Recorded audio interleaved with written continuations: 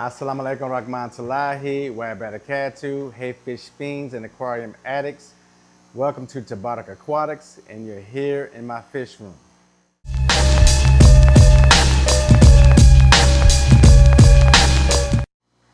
Personality, attitude, beauty, curiosity, activity, aggression, and just overall pleasure to keep. We're talking about the Crenecichla Compressiceps, or the dwarf green pike cichlid. We're going to be talking about how to keep it, what type of tank mates, water conditions, and all that good stuff so you can successfully keep yourself some of these wonderful fish. All right, so I recently picked up this group of 6 dwarf green pike cichlids, or Crenecichla Compressiceps. So before we get into how much I'm enjoying them and everything, let me start by just giving you some specifics on them. They are a pike cichlid, and you know they have many different species of pike cichlids. These are a dwarf pike cichlid that comes from the lower Amazon basin and also the Rio Tocantins and lower South America. Um, they come from they're endemic to mostly fast flowing rivers. You can, you can find them in some slower streams and even some ponds and some flooded areas or whatever. But by and large, fast flowing rivers is where you're going to find these fish. With that said, in the fast flowing river, you're gonna see, as far as their biotope is concerned, sandy substrate, sandy bottom, a whole lot of rocks and boulders and so forth, and of course, it's a whole lot of water being turned over because it's a fast flowing river. So they come from very clean and very well oxygenated water. That's what they're used to. Um, Being that it's South America, the pH is going to be pretty low because in the Amazon and in South America, you have a lot of trees and leaves and fruit and different, stuff that falls in the water and decay, and that decay is what causes the pH to go down. That's how you get acidic environment. You know, um, that's the byproduct. In any case, they're very aggressive cichlids. They're streamlined in their body, which helps them navigate through fast flowing water, and also it helps them with their speed. As far as ambushing prey and escaping the predators that are in the water. The temperatures that they enjoy is anywhere from 78 to 84 degrees.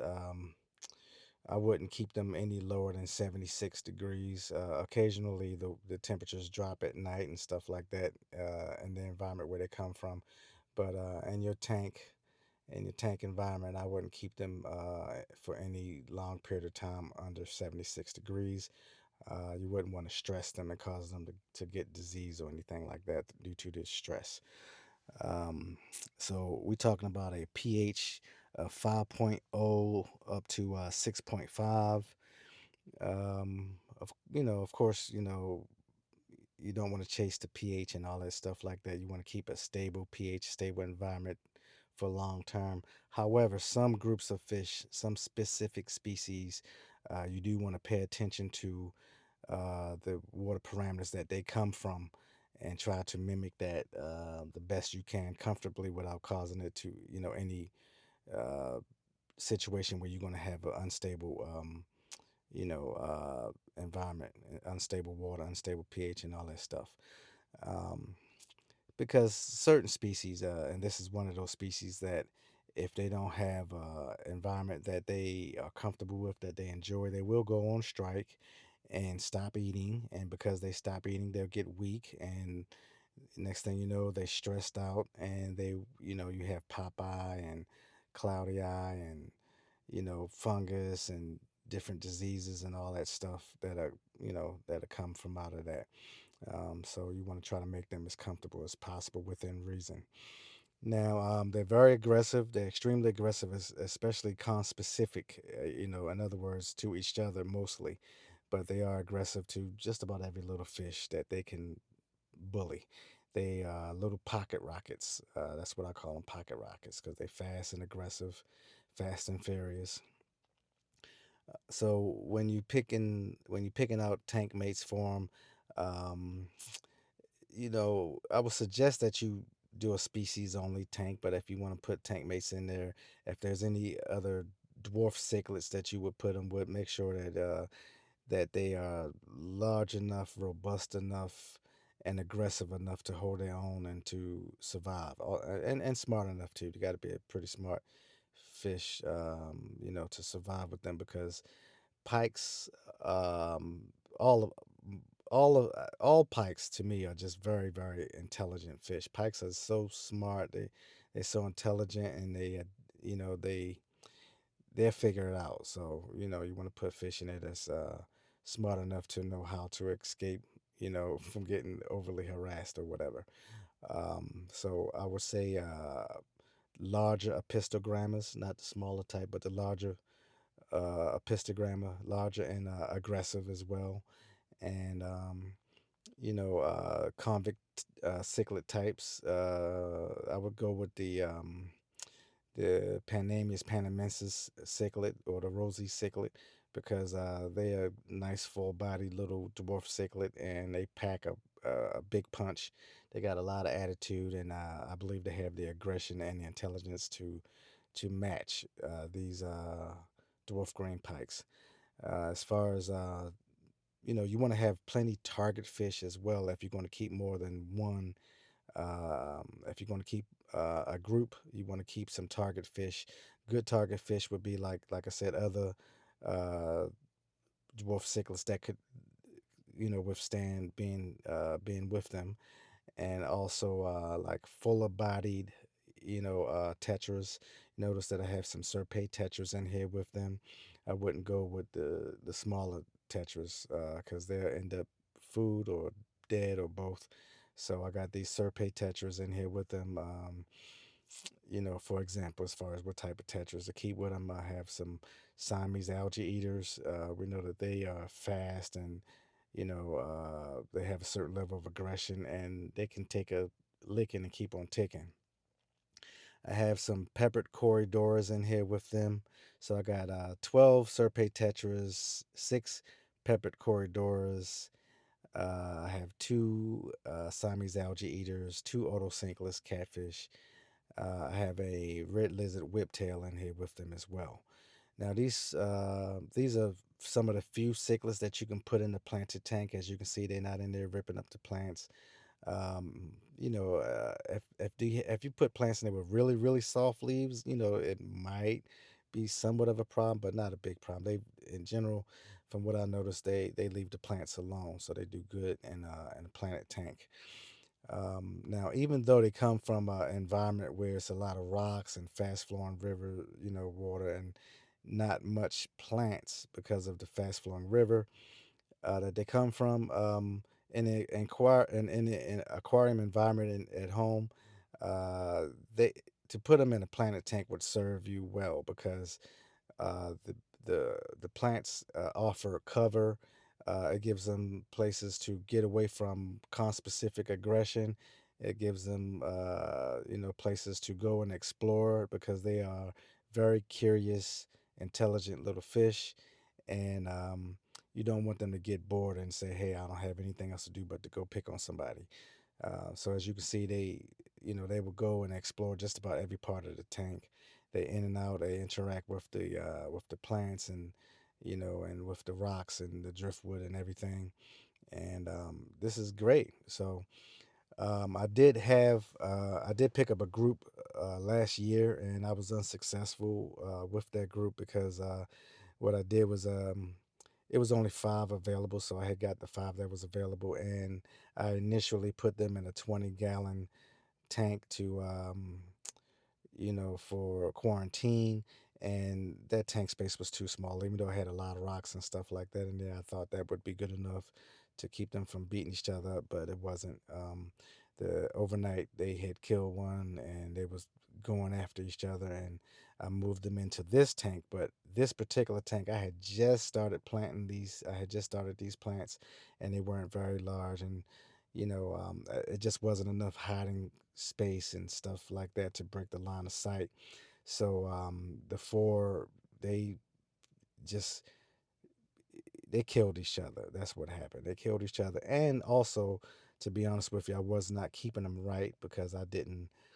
That was my first time keeping these fish. So now I see that instead of doing the weekly maintenance of one 50% water change a week. What I do now is I do a 50% water change, and then 3 or 4 days later, I'll do another 30 to 40% water change because where they come from, the water turns over constantly, and they need pristine water. You want your nitrites to be almost non-existent.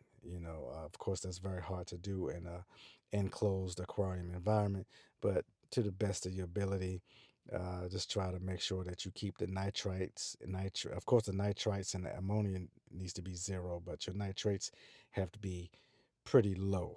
Okay, I would aim for uh, 10 to 20 ppms of nitrates or whatever. But the plants help with that as well. That's another reason why it's a good idea to keep the plants in here. Now you see a lot of detritus and stuff on the leaves of these plants. These are real plants, and you see a lot of detritus and stuff like that. That's because at the time that I filmed this video, uh, this is a voiceover that I'm doing. At the time that I filmed this video, my filtration wasn't up to par, up to snuff, because it wasn't turning the water over, it wasn't strong enough, and that detritus got to just settled on the leaves and stuff like that. So since then, I did purchase a better hang on the back. I got a Title 55, a Seacom Title 55 hang on the back, and it is much better than the hang on the back that I had on there. I also have a sponge filter in there, and that with that sponge filter, that creates a whole lot of surface agitation, which lends to the oxygenation. I have a power head in there as well, so I got a lot of surface agitation, a lot of movement in the water. Is very highly oxygenated, and as you can see in the activity of the fish, they are very happy. You can tell they're very happy in this tank. And they're getting along. They're not killing each other. They do a little bit chase or whatever, but it's not constant harassment. And you see them coming out and being visible. They have a lot of personality. Once they get used to you, they will come out and interact with you. They won't run and hide every time they see you. And this is a bottom. This tank is on the bottom rack at that, and they're doing just fine. And they, I enjoy them. They're very intelligent. You can tell that they're intelligent. They know when you coming to feed them, and they respond, and they know what spot you're going to go to feed them at. So they go wait for the food in this particular spot that they think that you're going to put the food at. And I enjoy the intelligence from these fish. Now, coming from the area that they come from, we know that with man-made problems with logging and fishing and putting up big dams and all that stuff like that, that we endanger a lot of that area that they come from. So, with that said, I want to do my best as far as keeping these fish, and I want to try to get them to spawn and propagate this species because when they lay clutches of eggs, they'll lay like 20 to 50 eggs, and who knows how many fry that you will get viable that survive from that 20 to 50 eggs. So we want to do our part so that these fish and many other species don't go totally extinct, and we pretty soon a lot of these species we just won't see in the hobby anymore. So we don't want that to happen to this beautiful species here. The coloration is their base color is a yellowish greenish body color, and they have gold yellow bands across their body, about 7 to 8 gold bands, And occasionally when they flare up, you'll see them get some black bars on them as well.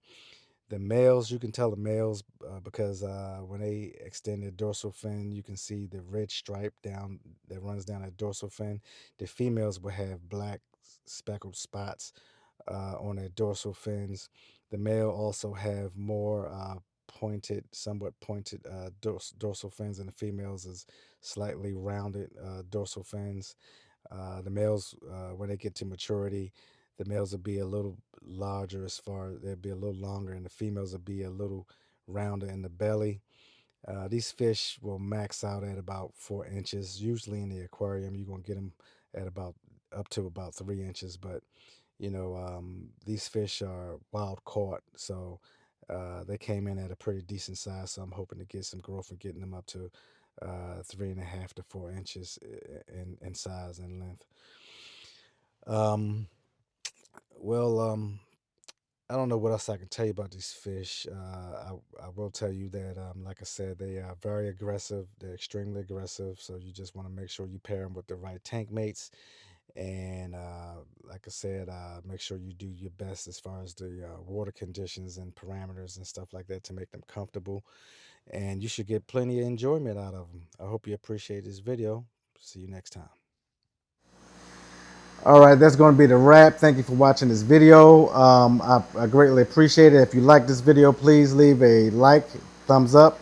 Please subscribe if you haven't already subscribed to the channel. Go ahead and leave a comment if you have a comment. If you have any questions, leave those questions in the comment section. Hit the notification bell also so that you can be notified when I upload a video.